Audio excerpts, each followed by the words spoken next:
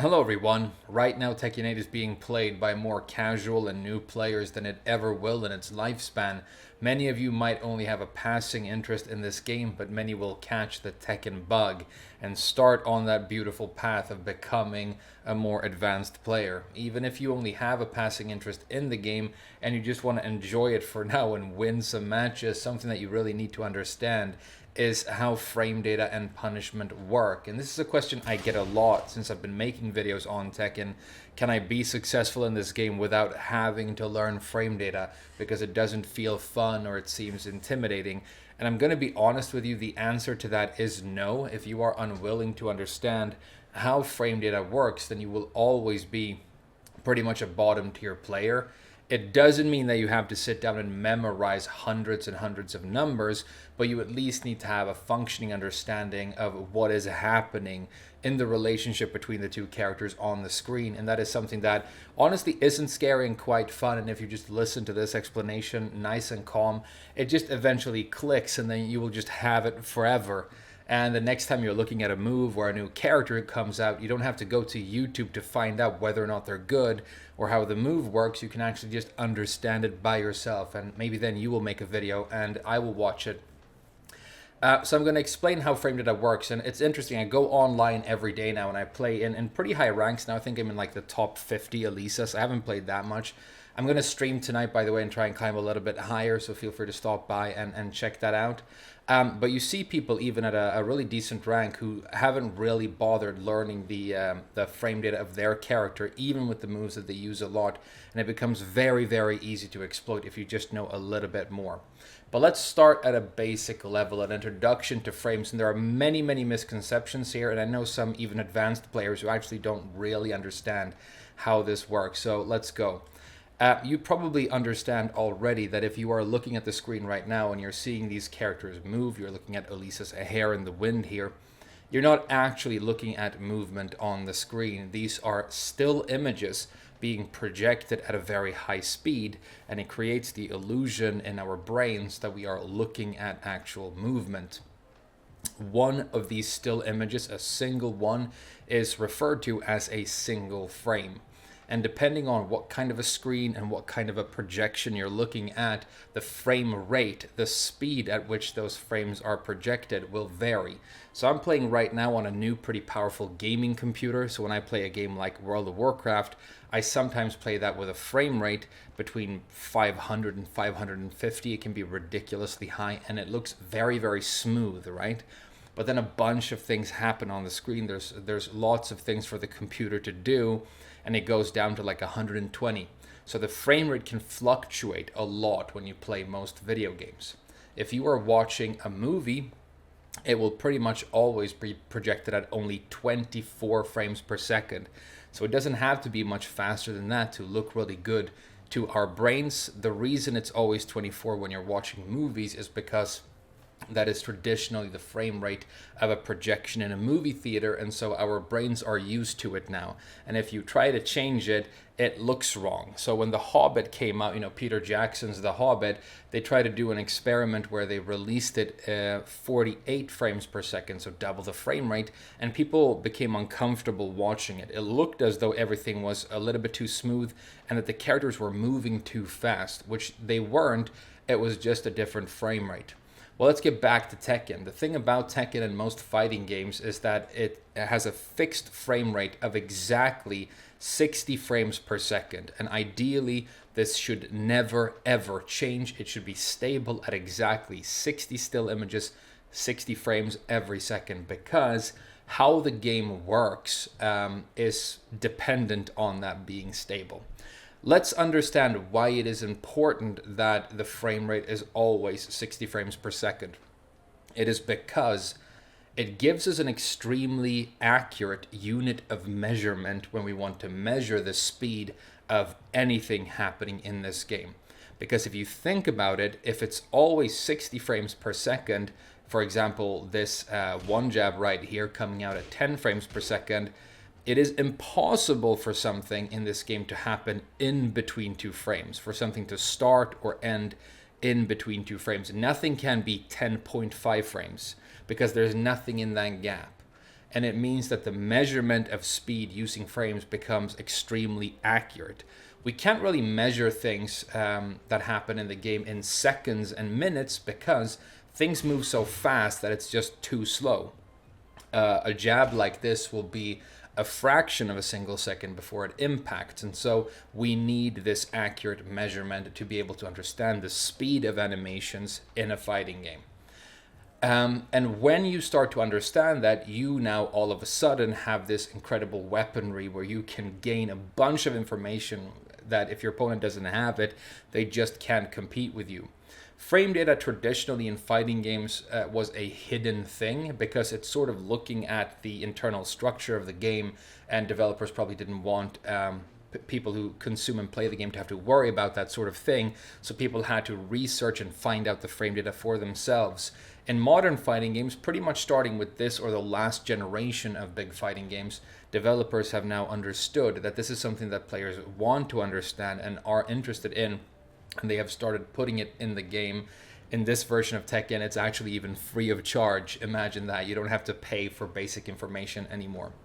And that is what this gray panel in the bottom left here is related to. This is actually showing me frame data as I'm practicing, and so I can use this as a very valuable learning tool. Now let's start talking about some animations and put this into practice. So in Tekken, when you do an attack, for example, this one jab, a certain amount of frames will happen before the move connects with the opponent character or before it can connect with the opponent's character. When it does, that is known as its impact frame or impact frames. Sometimes it can have an active window that is larger than one single frame. But what is also very important to understand, and this is something that people miss when they're trying to understand punishment, is that there are also frames that happen when Elisa puts her hand back down. Okay, so we're not only interested in the frames that happen in between me pressing my attack button and the punch connecting, but also the frames when Elisa has finished punching and puts her hand back down.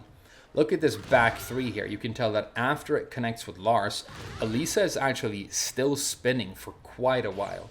And the thing is, in Tekken, when you are standing normally like this, the way Lars and Elisa are doing right now, in their normal idle stance, they are able to do things, they can attack, and crucially, they can also block. But if they are in the middle of any kind of animation, whether it's on startup or after the move has connected, they are unable to take any other action until that animation has finished, and they also cannot block, which means that if you attack somebody and connect when they are in the middle of an animation, it is a guaranteed hit, and those guaranteed hits is what punishment refers to. There are essentially two kinds of punishment, broadly speaking. There is block punishment and there is whiff punishment. Very simply put, if I do my back three out here and it misses completely, the Lars player can see that, and before I am able to put my guard back up, he can attack me, and if it connects before I am able to block, that is a whiff punish. He is essentially punishing me for missing with something. The other kind is when I attack and the opponent blocks the attack. Because very often in this game, that will open up an opportunity for what they call a kakute hangeki in Japanese, but a guaranteed counter attack. It's not a counter hit, but we refer to it as a block punish. So, for example, if we make Lars here, we go back to offensive training. And I've now set it so that Lars will block the second hit of this string for me, which is down, forward, 1, 4. If you look at the frame advantage number in the bottom left here, you can tell that after Lars blocks the second hit of this, it says -11. Now, this is where a giant misconception comes in. What does that actually mean? Well, the number is sort of unrelated, really, to the move itself. What is actually being measured here is the relative speed at which the two characters in this situation can return back to their idle stance and then take their next action or block. That is what's being measured. So if you look at this back three to illustrate my point, you can tell that Elisa actually keeps spinning for a very, very long while after the move has connected. So you might think that it's a huge opportunity for the opponent to punish her after this gets blocked. But if you look what happens when this gets blocked, it's -8 and it's actually safe. Because what is being measured is not something related to the block stun of the move, really. We're measuring how fast are both of the characters returning back to the normal stance where they can take other actions. And if I come back to that place 8 frames after Lars does, the move is referred to as being -8. That's all it means. If I hit with this running 2 right here, it says +28 down there. That means that I am able to take my next action 28 frames before the Lars player can. Now, the next really important thing to understand here is that in Tekken, generally speaking, there are a very, very few number of exceptions to this. The absolute fastest move that any character has is 10 frames to impact. 10 frames between pressing the button and the move actually hitting the opponent. And every single character in the game has 10 frame moves. It means that if the gap here that is left between me and the opponent is 10 frames or larger, there is at least 1 frame where one character can take an action and attack the opponent and they are unable to block it, and a block punish happens. Let's try and show it in action. So we go to defensive training here, and I've recorded, I think, Lars doing a jab into an arc blast. So if you look at this, I block the arc blast and it says +13 down there. Means that I can take actions 13 frames faster than Lars can do anything, including blocking in this situation. It means that if I do a frame that is 13 frames or faster right here, it's guaranteed to connect as long as I get it out fast enough. So I do my 10 frame attack, which, 10 is a smaller number than 13. And you can see that the yellow punish text down there lights up. The game is telling me that I am actually successfully attacking Lars in a spot where he is unable to block. So it's teaching me that I am successfully punishing here. Now, if I know my frame data well and I understand that Lars's Arc Blast is -13, I know that I can do 12 or 13 frame moves in this gap and still get them guaranteed. I have a 12 frame move, which is 2-2, and it's more powerful than my 10 frame attack. So the optimal punish I can do in this window, or at least a more powerful one than my 10 frame jabs, is a 2-2. And so if I have a good understanding of frame data, I can optimize my punishment and I can make sure that I get as much damage as possible.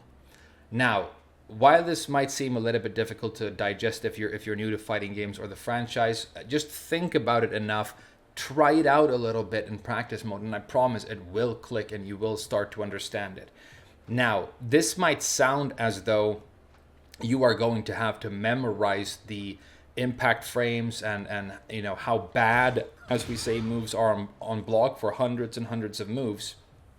It's not actually true, because in an effort to have the game be balanced, even though they don't always succeed in making the game balanced, there are big general trends in how moves work in this game.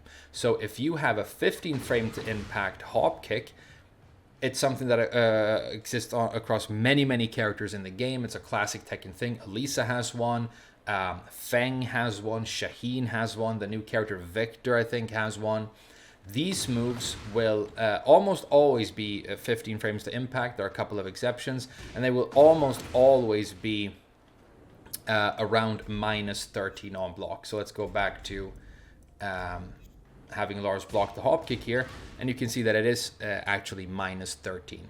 And so if you understand that sort of thing, how the general trends of moves tend to work, then you don't really have to memorize all the numbers. You just need to understand generally how things work. And then when you come across something that seems to be an exception to the rules, you can go and look at specifically that move and arm yourself with the knowledge of dealing with that specific move. When you understand this, it also gives you the ability to understand whether or not a move is good. If I all of a sudden, you know, a new character comes out in Tekken 8, a DLC character, let's say, you jump into practice mode, and oh, they have a hop kick, and you try it, and it turns out that it's not minus 13 on block, it is minus 9 or less. Remember, if it's 10 or more, the move can be punished. If it's 9 or less, it's safe. Even though I have to go back to defending usually, I'm not going to eat anything guaranteed. No punishment for getting a move blocked if it's minus 9 or less. So in the case of this back 3, minus 8, I am safe. I can block, right? If you all of a sudden see a hop kick that is safe on block, as we refer to it, you have to go, whoa, that's really, really good and very strange. Is there something else that I am missing about this move? Why do Namco think it's okay to balance this move this way? Is there some sort of other huge downside to it? Does it not give a full combo? What's going on here? And when you have that sort of intuition about the game, it's just going to make such a huge difference for you. If you are struggling online right now, as most people are, there are some common moves out there that the Hwoarang players will abuse and the Dragunov players will abuse, where there are opportunities for punishment, and if you let them go by, it becomes very, very difficult to not get completely rushed down. I would say with the very, very, very aggressive nature of Tekken 8, it's actually more important than ever to understand where the opportunities for punishment are. Because if I can get a gap that's big enough that I can get this 1-1 in with Elisa, I'm going to get my chainsaws out. I have frame advantage now. You know, I can take my action faster than Lars can, and now I can start mixing. If I get this 2-2 on a Hwoarang player who's rushing me down, I knock them down and away from me. I now have breathing room. I can turn this match around. I don't have to take all this pressure. The reason we traditionalists say that movement is such a central part of this game and what you should learn first, it's not as true in this version of the game as it's always been, but it's still very, very important, is the fact that a lot of good players do not want to get block punished, and so they will avoid, to whatever extent they can, using moves that are punishable. And so if you want to get an attack in on them, if you want to hurt them, you need to create a whiff punishing opportunity. Remember, those where I said I miss completely. And to induce such a situation, I want to be mobile all the time, because if my opponent attacks and I'm no longer where he thought I was going to be, he might swing at nothing but air, and I can now connect with a powerful move. And so even though block punishment is always a factor in matches, and most characters really do have to use punishable moves a lot of the time, with punishment tied together with movement becomes a crucial part the more advanced you become as a player. And when you can use movement to induce whiffs, almost every time it happens in competitive play, you hear people go, nice, because we know it's not only hard to do, it's also what you're supposed to do to be able to beat somebody who is good, and it's not related really to luck. Whereas throwing a lot of hop kicks, which I like to do sometimes, is just down to doing something that happens to overlap with the opponent's actions in a way where I get a hit and now I get to deal damage. So that's a basic rundown on how frame data and punishment work in this game. Again, it's not intimidating. It's not that difficult to understand. If it still feels a little bit difficult to understand, try some stuff around with your character, and again, it will click. And now you are all of a sudden much more well prepared than a majority of these new players coming into the game right now. And once you get interested in the intricacies and properties of moves, that virus that makes you addicted to trying to be good at this game is going to creep in, and you know, a couple of years from now you'll be kicking my ass online. I hope it made sense. I hope you liked the video. Thank you so much for watching it. Like I said, I'm going to be streaming some online later tonight. Feel free to stop by and watch that. But for now, thank you for watching, and I'll see you guys again very soon.